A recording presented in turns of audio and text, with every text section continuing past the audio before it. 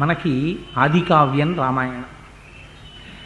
రామాయణం ఒక్క మాట చెప్తారు, వేదవేద్యే పరే పుంసి జాతే దశరథాత్మజే వేద ప్రచేత సాదాసీత్ సాక్షాత్ రామాయణాత్మన అని. అది వేదోపబ్రహ్మణము, వేదముల చేత ప్రతిపాదింపబడినటువంటి పరతత్వమైన పరబ్రహ్మమైన ఆ భగవానుడు ఎవరైతే ఉన్నాడో ఆయనే రామచంద్రమూర్తిగా నడిచి వచ్చాడు. ఆ వేదములు అపౌరుషేయములు కనుక ఆ వేదమే రామాయణంగా నడిచొచ్చింది. అయితే వేదము రామాయణంగా నడిచొచ్చి వేదము చేత ప్రతిపాదింపబడినటువంటి పరబ్రహ్మము రామచంద్రమూర్తిగా నడిచొస్తే మనకి కలిసి వచ్చేది ఏమిటి? ఎన్నో అవతారములను స్వీకరించాడు స్వామి. పరిత్రాణాయ సాధూనాం వినాశాయ చతుష్కృతాం ధర్మ సంస్థాపనార్థాయ సంభవామి యుగే యుగే అన్నాడు. ఎప్పుడెప్పుడు ధర్మమునకు వైక్లభ్యము కలుగుతుందో అప్పుడప్పుడు నేను అవతారములు స్వీకరించి ధర్మాన్ని మళ్ళీ రక్షిస్తాను అన్నాడు. చేసిన ప్రతిజ్ఞ ప్రకారం ఎన్నో అవతారములను స్వీకరించాడు. అందులో రామావతారము ఒకటి. కానీ రామావతారమునకు ఉన్నటువంటి ప్రశస్తి మిగిలిన అవతారములతో పోలిస్తే మనుష్య జీవనానికి సంబంధించినంత వరకు రామావతారానికి ఉన్న వైశిష్ట్యం చాలా గొప్పది. ఎందుచేత అంటే కేవలం రాక్షస సంహారం చెయ్యడం కోసమే రామావతారం వచ్చి ఉంటే రావణాసుర సంహారం అయిపోగానే రామావతారం కూడా వెళ్ళిపోవాలి. కానీ స్వామి అలా అనలేదు. ఒక ప్రతిజ్ఞ చేశారు బాలకాండలో, దశవర్ష సహస్రాణి దశవర్ష శతానిచ అన్నారు. నేను 11,000 సంవత్సరములు ఈ భూమండలం మీదుండి ఈ భూమండలాన్నంతటినీ పరిపాలిస్తాను. దేని కొరకు అంటే ఒక మనుష్యుడిగా బ్రతకడం ఎలాగో నేర్పడం కొరకు. మీరు ఒక్క విషయం చాలా జాగ్రత్తగా జ్ఞాపకం పెట్టుకోండి. రామచంద్రమూర్తి రామాయణంలో తండ్రి గారిని చాలా గౌరవించాడు.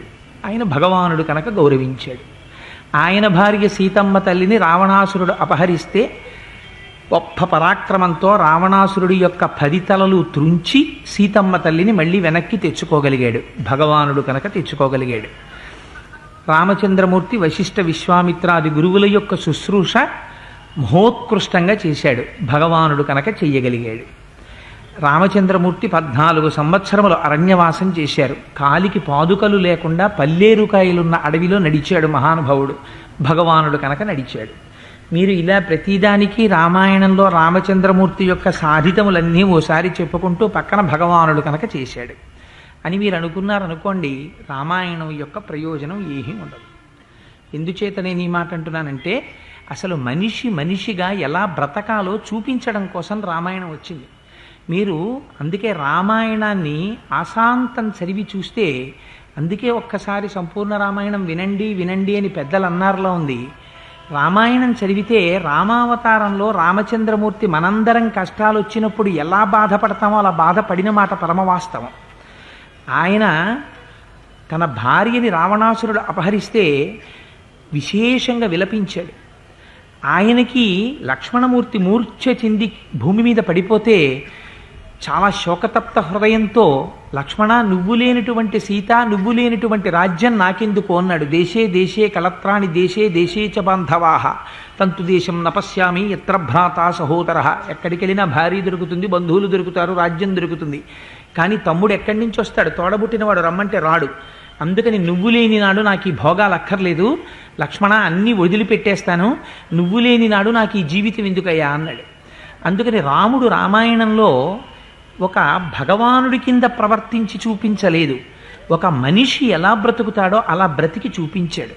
నిజంగా రాముడికి వచ్చిన కష్టాల్ని కానీ మనం జ్ఞాపకం పెట్టుకుంటే, మనకెప్పుడైనా జీవితంలో ఒక కష్టం వచ్చిందనుకోండి, నిజంగా రాముడు పడిన కష్టం ముందు మనం పడుతున్న కష్టం ఏపాటి కష్టం అనిపిస్తుంది. సీతమ్మ తల్లి పడిన కష్టం జ్ఞాపకానికి వచ్చిందనుకోండి, క్షితిక్షమా పుష్కర సన్నిభాక్షి యా రక్షిత రఘవలక్ష్మణాభ్యాం సారాక్షసీభి వికృతేక్షణాభి సంరక్షిత సంప్రతి వృక్షమూలే అంటారు మహర్షి. అంతటి తల్లి అయోనిజ, దశరథ మహారాజు గారి పెద్ద కోడలు, రామలక్ష్మణుల చేత రక్షింపబడవలసినటువంటి తల్లి, ఎక్కడో అంతఃపురంలో ఉండవలసినటువంటి అమ్మ, అటువంటి తల్లి ఒక రాక్షసుడి యొక్క అంతఃపురం వెనకాతల ఉన్న ప్రమదావనంలో ఒక శింశుపావృక్షం కింద 10 నెలల పాటు చిరిగిపోయినటువంటి చీర కట్టుకుని జుత్తు ముడి కూడా వేసుకోకుండా తల్లి ఆ రోజున మట్టిలో పడుకుని అంత బాధపడిందంటే సీతమ్మ తల్లికి వచ్చినటువంటి కష్టం ముందు మనం పడుతున్నటువంటి కష్టాలు ఏపాటి. అంతటి కష్టంలో కూడా రాముడు విడిచిపెట్టనివి ఏవైనా ఉంటే రెండే. ఈ రెండిటినీ మాత్రం రాముడు ఎన్నడూ విడిచిపెట్టలేదు. అందుకే ఇది రామాయణం అయింది. ఆయనం అంటే నడక. తాళము ఉత్తరాయణము దక్షిణాయనము అని రెండుగా నడుస్తుంది. రెండు పాదములు లేవనుకోండి, రెండు కాళ్ళు లేవనుకోండి, ఆ నడక కుంటి నడక, సక్రమంగా నడవలేడు. అలాగే రామచంద్రమూర్తి నడకకి రెండు కాళ్ళు బాహ్యంలో ఉండేటటువంటి కాళ్ళు కావు. ఆయన సత్యాన్ని ధర్మాన్ని రెండింటినీ రెండు పాదములుగా పెట్టుకుని నడిచాడు. అందుకే ఏది పోనివ్వండి ఆయన లక్ష్య పెట్టలేదు, ఎంత కష్టం రానివ్వండి బెంగ పెట్టుకోలేదు. ఆయన విడిచిపెట్టనివి ఏవైనా ఉంటే సత్యము ధర్మము, ఈ రెండిటినీ మాత్రం జీవితంలో విడిచిపెట్టలేదు. సత్యధర్మములను నమ్ముకున్న వాడిని ఆ రెండు ఎలా కాపాడతాయో రామాయణం మనకి చూపిస్తుంది. ఒక పక్క ఇంద్రజిత్ వేసినటువంటి బాణముల చేత కట్టపడి యుద్ధభూమిలో పడిపోతే ఎవరు ఆహ్వానించారని వచ్చాడు గరుత్మంతుడు ఆ రోజున. ధర్మాన్ని అనుష్ఠించినటువంటి వ్యక్తిని దైవం ఎలా కాపాడుతుందో, సత్యాన్ని పట్టుకున్నటువంటి వ్యక్తిని పరమేశ్వరుడు ఎలా రక్షిస్తాడో మనకి రామాయణం చూపిస్తుంది.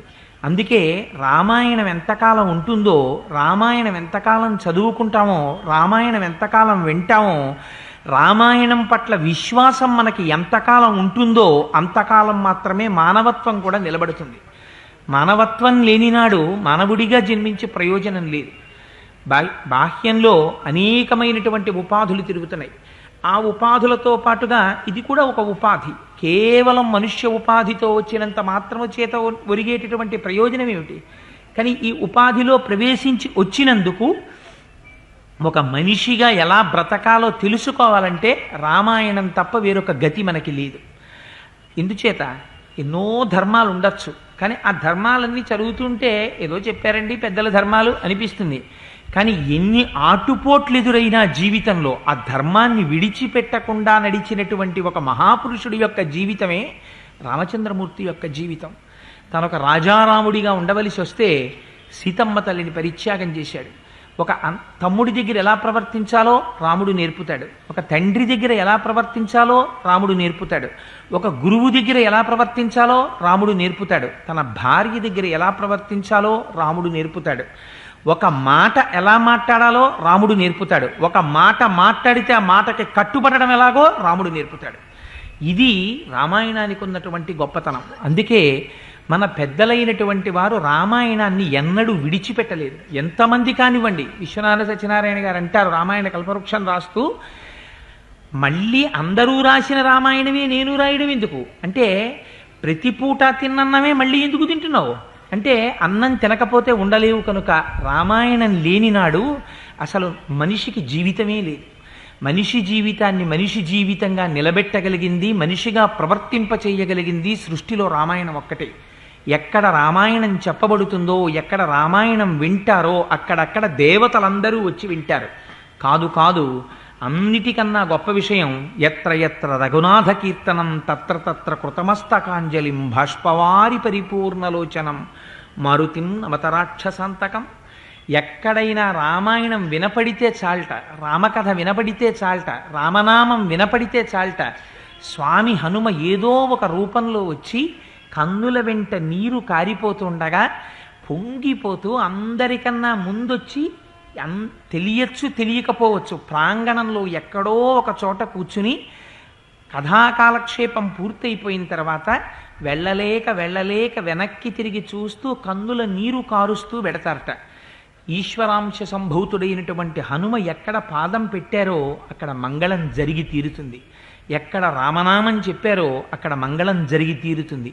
ఎక్కడ సీతమ్మ తల్లి యొక్క వైభవం కీర్తింపబడిందో అక్కడ మంగళం జరిగి తీరుతుంది. అంత పరమోత్కృష్టమైనటువంటి రామాయణాన్ని ప్రారంభం చేస్తూ బాలకాండలో ఒక అద్భుతమైనటువంటి శ్లోకంతో ప్రారంభం చేస్తారు మహర్షి.